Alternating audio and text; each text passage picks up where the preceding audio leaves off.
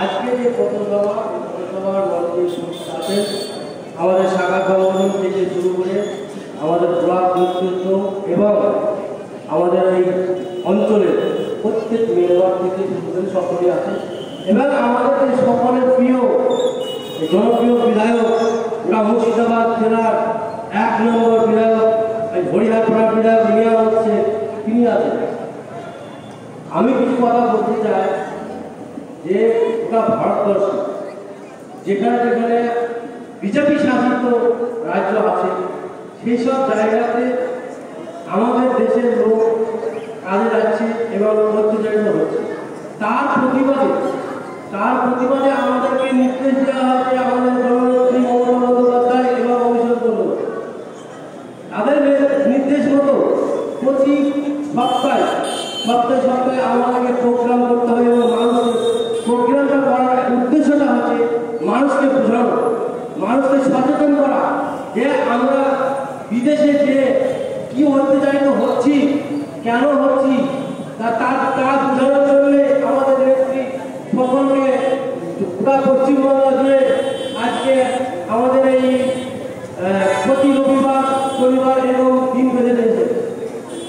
কারণ হচ্ছে যতদিনে বিজেপি সরকার এই ভারতবর্ষে থাকবে ততদিন একটা সমস্যা তৈরি করবে এবং মানুষের বিপদ টেনে যায়।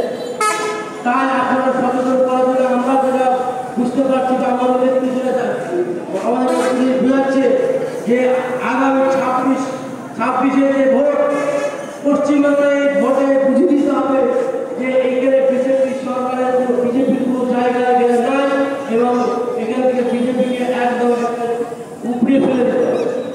সেই চিন্তা ভাবনা করে মানুষকে বোঝাতে হবে যে বিজেপিকে ভোট না দিয়ে মানুষের ভোটটা নষ্ট না করবেন না। আপনারা সচেতন হন যে আপনার বাড়ির লোক কোথায় যাচ্ছে, 2 পয়সা রোজগার করার জন্য দুটো ভাগ যাতে খেতে পারে তার জন্য, কিন্তু সেখানে গিয়ে আপনাদেরকে অত্যাচারিত হচ্ছে। এই কারণে আপনাদেরকে বুঝতে হবে যে বিদেশে যেমন কাজে অত্যাচার হচ্ছে আমার দেশেও এইরকম সরকার যাতে না আসে তার জন্য একতাবদ্ধ হয়ে আপনাদের রেডি থাকতে হবে। আগামী 26-এ যাতে ইনচিকে বুঝিয়ে দিতে হবে যে একটা ভোট যাতে বিজেপি সরকারে আমাদের জেলাতে না পায় সেটা করতে হবে।